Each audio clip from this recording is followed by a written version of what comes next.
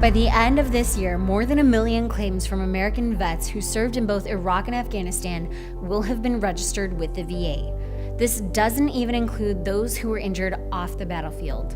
Despite the growing number of wounded warriors, the desire to overcome obstacles still lingers in many. This is where the Warrior Games comes into play.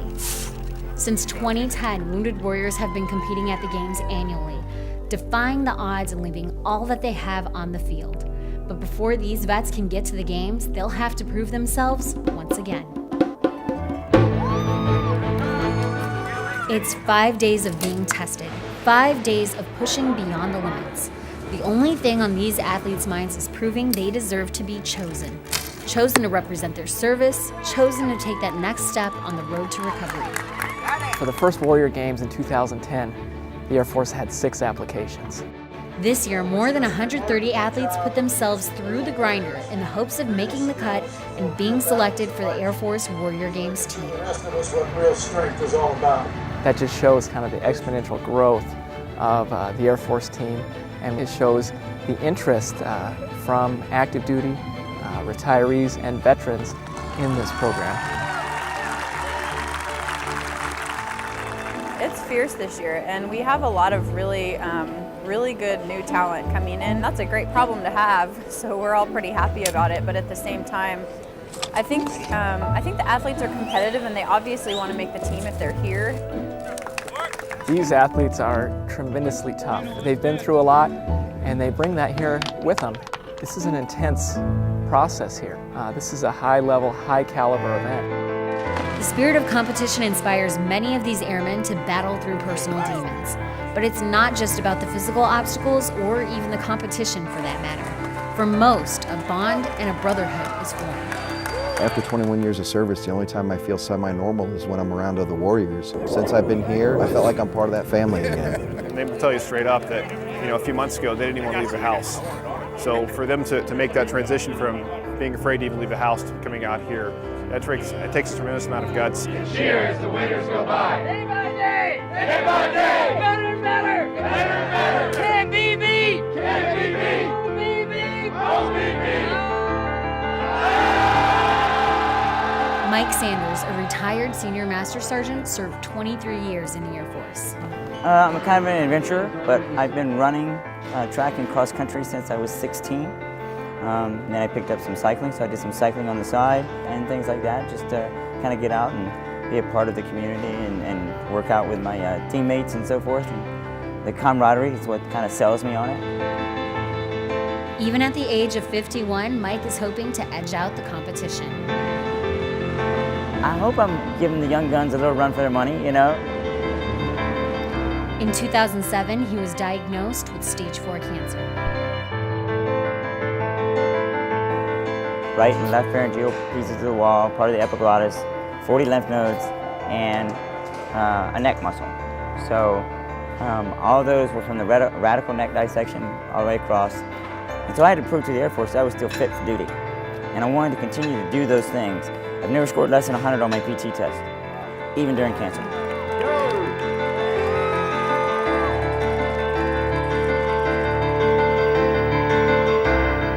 Mike fought through his cancer and was able to finish a career with the Air Force. But for others, their careers were cut short. I'm Daniel Crane. I'm here to compete in the 2014 Wounded Warrior Games. Only 24 years old, this is Daniel's first time competing in the Games. This is for all the ladies out there.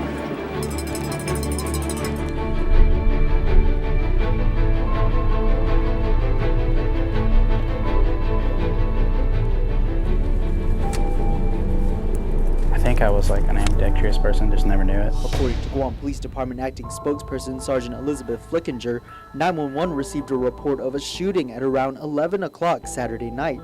I was off duty back in July 2012 over at a buddy's house, and when I was leaving to go home, an anti-military local in the area decided to shoot me with either a shotgun or a high-caliber rifle. A green Honda Civic was parked at the mouth of the cul-de-sac today. The driver's side window is shattered. There's blood splattered inside the vehicle, and evidence of this bullet hole pierced through the driver's side door. There was also blood trailing from the car towards the driveway of the home where the victim was found lying on the ground. At that moment, it was the most helpless I felt ever, the most scared I've ever felt, because I really thought that was it and I was going to die and didn't think anybody was going to come out. When police arrived on scene, they found Daniel bleeding on the ground, being tended to by neighbors and medics. The blast struck the brachial artery in his right arm, severing nerves, shredding muscle, and breaking bone. I don't have any use of my right hand and forearm. They did do a nerve reconstruction, but it's not looking good. Police are still piecing together what exactly happened, what prompted the shooting. 2 years later, Daniel is still fighting. He's entered himself in nearly every event at the Air Force trials. I hope to show them that I can definitely do very well in each and every sport. Daniel's a natural athlete, excelling in most of the events. But there's one sport in particular that fits his unique style. When I first found out about archery, the first time I tried it, I was actually sitting on the ground and put the bow horizontally in between my feet. So I actually pull back. There was no accuracy. It was just kind of like a, hey, let's try this really quick and see if it works. And then somebody mentioned at a different introductory sports camp, like, hey, why don't you put a little mouth pad? And I was like, oh, okay, let's try that. And we put some 550 cord around it, bit down on my teeth, pulled it back and shot a couple down, and it was actually pretty accurate.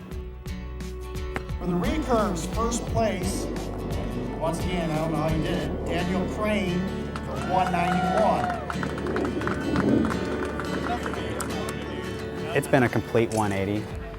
Didn't think I compete again in sports, and I didn't think I'd ever be around such a good group of guys and girls, and the support system here is just phenomenal, and it's changed my world.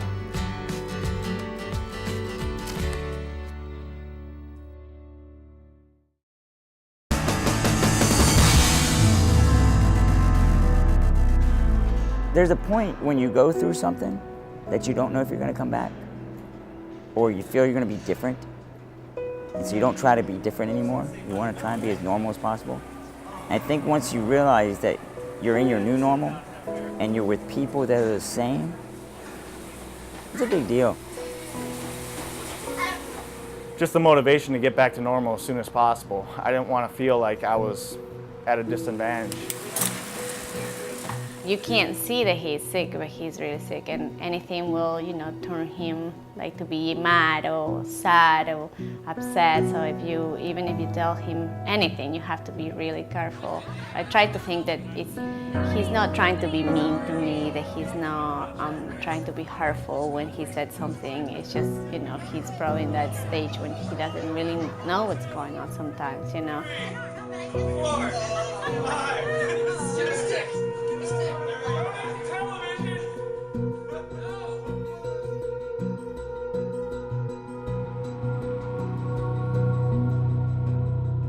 The first vehicle out of 4 hit a regular IED right broadside, right as it passed. And then our vehicle, which was the third vehicle, got a explosively formed penetrating IED. Get up! Get up!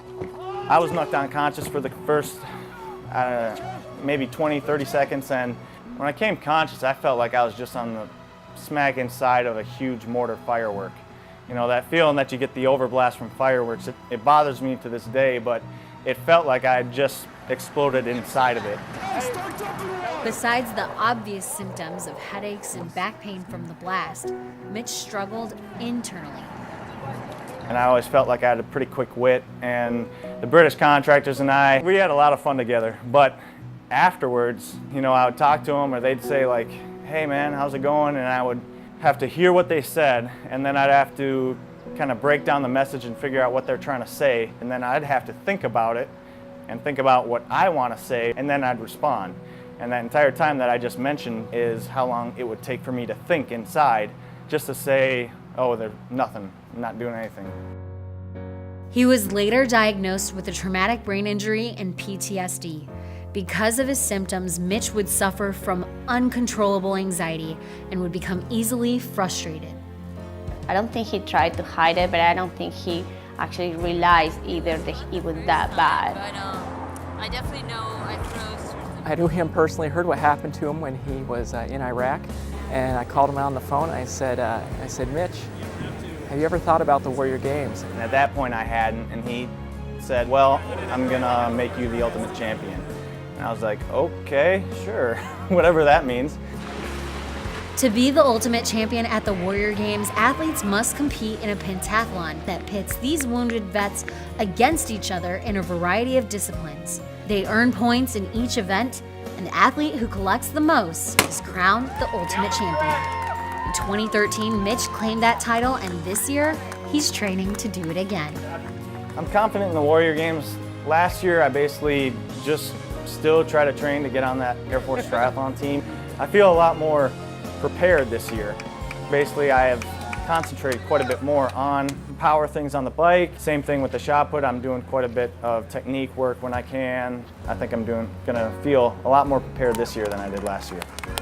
He's a driven guy. He set a goal and he doesn't stop until he gets it done.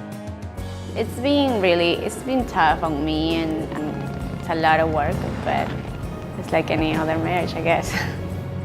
Despite their resiliency, the fact remains, many vets, injured or not, struggle to balance personal relationships with life in the military. For Jeremiah Means, his injury nearly cost him his marriage. He had come home from work. I had headed out to go to work, and then I came home about 3:30 that afternoon, and to find him a much different person than I had left that morning. I ended up getting a flu shot on Friday and a Tdap on Saturday. And I was complaining of having headaches before I received the vaccines, but it wasn't like anything that, ibuprofen couldn't take care of. In 2009, Jeremiah received 2 pre-deployment shots, one general shot for the flu, the other a vaccine that protects against diphtheria, tetanus, and pertussis. These are standard immunizations for all deployers. After the first shot on Friday, Saturday morning, I had a horrible headache and I just didn't know what to do. What nobody knew at that time was that Jeremiah was predisposed to Tay-Sachs syndrome, an extremely rare autoimmune disease. It had gotten worse. He was starting to have flashes of light. Something happened in my head, I don't know, but I had no clue. She was said, "Who are you? And what are you doing?" I just didn't know. She said, "Okay, well this is bad." She called my dad and it's like, "Are you coming?" He's like, "I'm on the way." Jeremiah's own immune system was mistakenly attacking healthy tissues in his brain, retina, and inner ear. When attacked, the cells that line the inner walls of blood vessels swell, sometimes completely shutting off blood flow to the brain. So then when he got there, he knocked on the door. So he's like, "Jeremiah, just unlock the door and open it for me." I couldn't put 2 and 2 together. Hey, that knob on the door is the deadbolt, and I need to turn it to unlock it and let him in. So Ashley came out, let him in, and they ended up calling 911, shipped me off to the hospital. First year marriage was a lot of fun. We had a really great time getting to know each other and, figuring things out as a married couple. Enjoyed doing things together. Even going to the grocery store was fun. Second year of marriage, Jeremiah joined the military, which I was okay with. I encouraged him. I knew he wanted to do that. But he was gone a lot for training. Most of the year he was gone. Then the following year is when Jeremiah got sick. That was a whole new dynamic at that point. Through no fault of his own, Jeremiah would become someone completely different from the man Ashley had married. He grew increasingly violent, often unaware of his behavior, ripping out IVs and other vital medical devices. Whether it be 4 IVs, catheter, fully inflated, pull it out. And I tried to pull this out. If I pulled this out, I'd have died. But I didn't know what in the world was going on. I definitely didn't know what I was doing. I was very altered, so. Over the next few years, Jeremiah and Ashley's vows to one another would be tested as he struggled to reclaim his mind and body. Marriage is a selfless act. It's not all about you right here and right now. There's so much more to what is in your little bubble and in your little world. We were going through some really hard times when living with Jeremiah was incredibly difficult, and honestly felt like a load of crap most days. I would have left then when it was hard, but I didn't because I didn't want to, and I kept holding on to that he would mentally come back to being Jeremiah. You can't be about, well, I gotta worry about me. No, you don't. You gotta worry about her. It's not all fun and games. It's not just setting up house and decorating. Something that never took any effort, really, but now was something I had to work for. I still loved him, he still loved me. We still wanted this life together. We still wanted to make a difference. I had to learn to be a father again. I learned to be a husband, a good husband. You've got to not hold it together because there's a time and a place to lose it and just keep going. Don't let yourself give up and give in because, you know, you just have no hope that it will get better. Like it will get better at some point. Right now it may not seem like it, but it will. When she says she loves me, there's no doubt because she truly does, because she's stayed by me in sickness and in health, you know. And honestly, we've had more sickness than health, but you know what? I still get to be a husband, still get to be a father. So it's my new normal. I don't try to focus on the past, on the future is what I'm striving for. The Warrior Games are only 2 months away. Each athlete is training, not just to win a medal, but also to recover. After they did the nerve reconstruction to try and get something back, I really had hope something was going to come back in my hand and I'd be able to use my hand again. And after about a year of nothing, no improvement, I just kind of came to my own realization that it's probably never going to come back. Well, the actual amputation is called a transradial amputation, and that's from the about 4 inches up from the wrist and down to the hand itself, of course. It actually wasn't even that bad.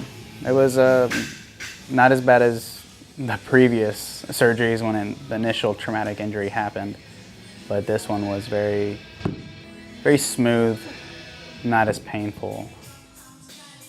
I still kind of feel like my hand is there on my residual limb, and it's weird. It kind of feels like my hand's almost kind of stuck in one place, and so they're kind of working on that to try and help me with the phantom pain and the phantom limb pain.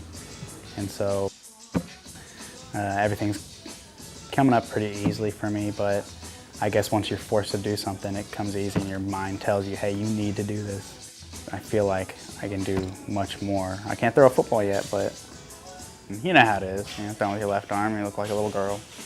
Don't put that on there.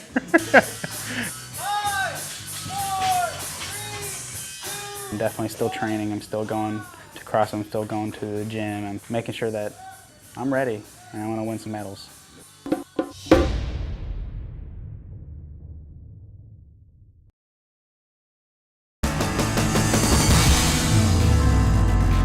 After the trials in April, more than 130 athletes have been whittled down to just 40. With 7 months of training behind them, these airmen are now in peak condition. This is where the real competition begins.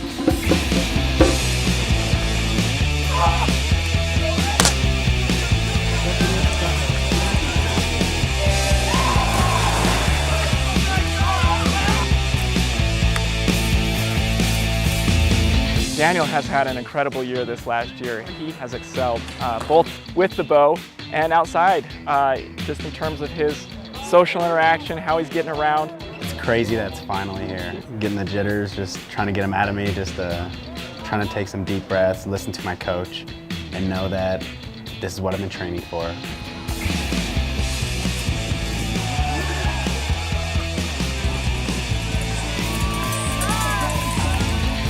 Jeremiah is an incredible competitor. He's always eager to try something new, and I have never seen Jeremiah give anything but his very best in any event he does. I didn't think I had anything to offer, but you know what? I came here and I said, you know what? I'm gonna give it all I got. And if you give it all you got, I guarantee you'll be surprised at what you get out of it.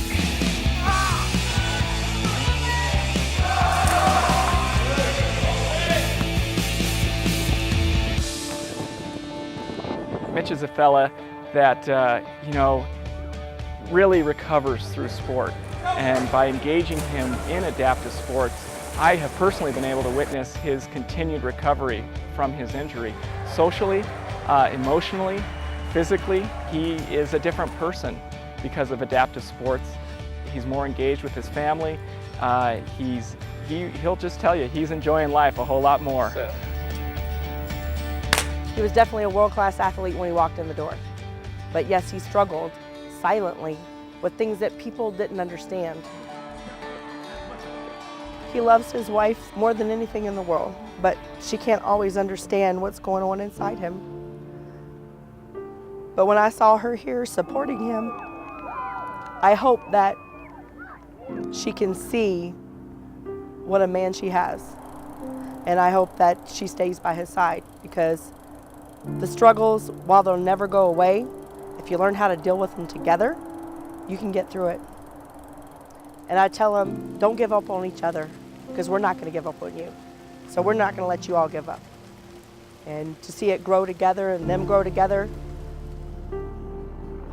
it works.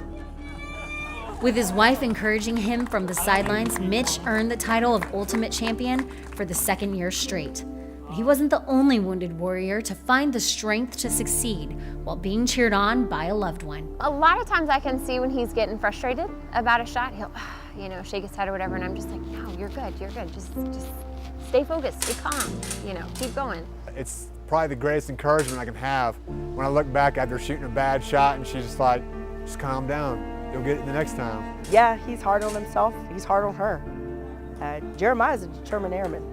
He may be a veteran, but in Jeremiah's heart, he's an airman, because that was what he was going to do, is serve his country.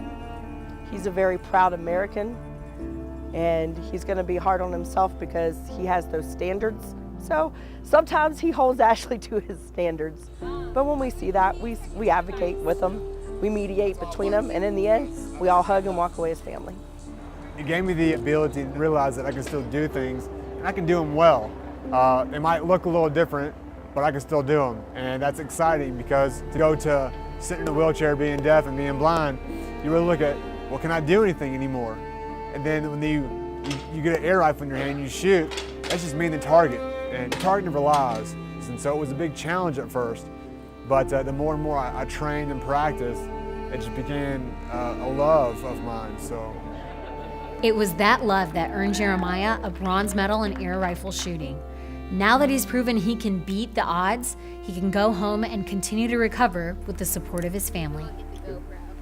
When you've been severely wounded or injured, it changes your life.